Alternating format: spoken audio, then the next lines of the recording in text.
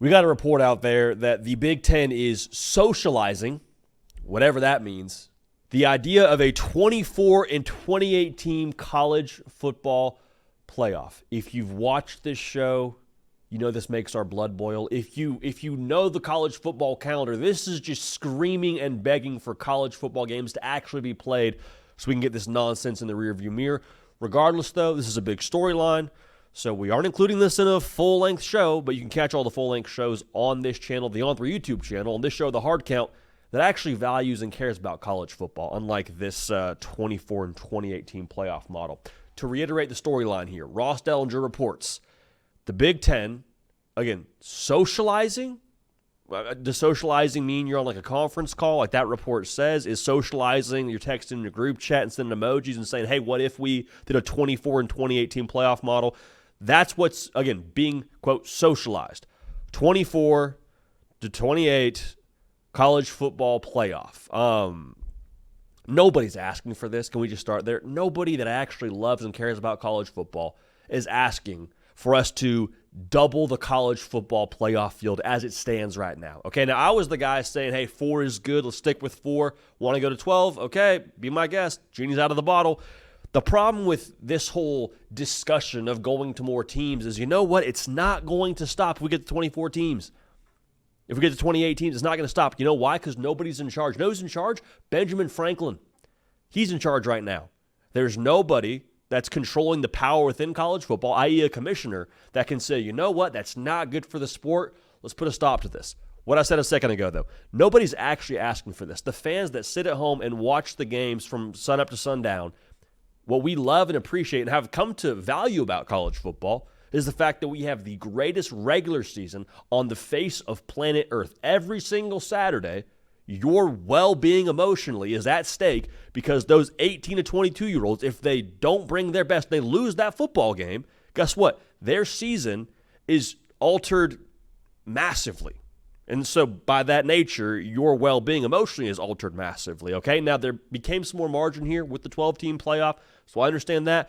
But you want to go to 24 to 28 teams. Netflix put out the doc Any Given Saturday. I thought it was pretty solid.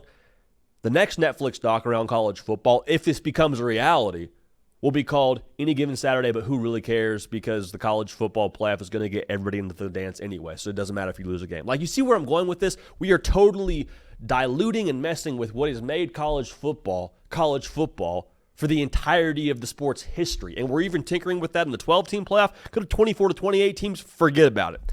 I also want to make sure we get out ahead of this point.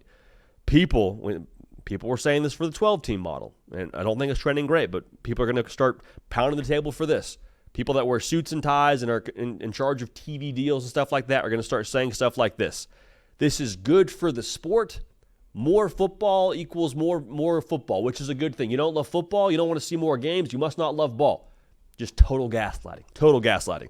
Start with the first part of that. It's not good for the sport when you totally alter what has made the sport awesome to begin with. What I just said, when you change the regular season to the point where it's unrecognizable, it's not college football anymore. It's just NFL Junior. And I understand a lot of things about college football are trending towards the NFL anyway with NIL and player mobility and all those things. I get that, but make no mistake, college football fans are college football fans. They're not college football fans that also will die hard for the NFL on Sundays. Like, yes, there's some overlap in that Venn diagram of NFL fans and college football fans, but for the most part, an Ohio State Buckeye fan is living and dying with their Ohio State Buckeyes and could probably, appreciate the Bengals, but it's not the same. Like, there is a different level of admiration for the Saturday sport. And when you change the Saturday sport to look like the Sunday sport, it's not going to be something that us as college football fans take to. That's the first part of this. Going back to the more football argument. Maybe you get more football games in terms of like number of games on your TV screen any given weekend, or that's fine. The playoff will get you more games, that's fine.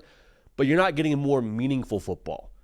You're not getting more games that actually matter to the nth degree, like we had in the 4-team model, like we still kind of have in the 12-team model. Go to the 24 to 28 teams, more games, but how many of those games from September to October actually matter, like how they matter right now? Like, more football. More isn't always more, is what I think we need to make sure we get aligned on here.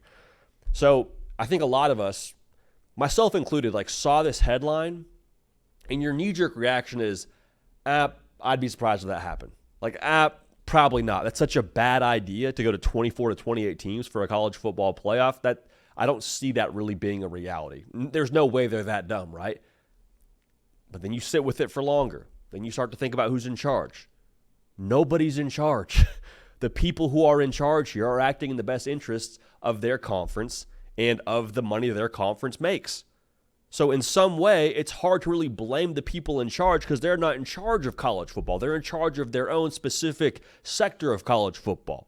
And their job is to make sure that their conference makes as much money as possible and has as much access to the playoff as possible, which is a big part of this whole discussion in the Dellinger Report. If you go to 24 to 28 teams in the college football playoff, this original plan proposes a bunch of auto bids for specific conferences, especially the Big Ten. It also proposes the elimination of conference title games. I'll leave you with that. So going back to my point here, I wouldn't be so sure this is a certain thing that we have cooler heads prevail, common sense prevail, and we just say, you know what, not a big deal, not going to happen. I don't think that's the safe way to approach it. The hope is that you as college football fans, us as college football fans, I should say, the media in general, there's enough open pushback to this idea to where it never actually gets any traction. Andy and Art did a great job talking about this on their show today. It's not something that has a ton of momentum right now. Again, being socialized, being kind of floated in a group chat. We all know it's a very big difference between an idea being floated in a group chat for the night versus, hey, let's actually put some plans in place here and let's get some reservations on the table here and let's go forward with this actual plan in place. It goes from talking about it to actually doing it. Sounds like, based on what I can gather with socializing, we're talking about it.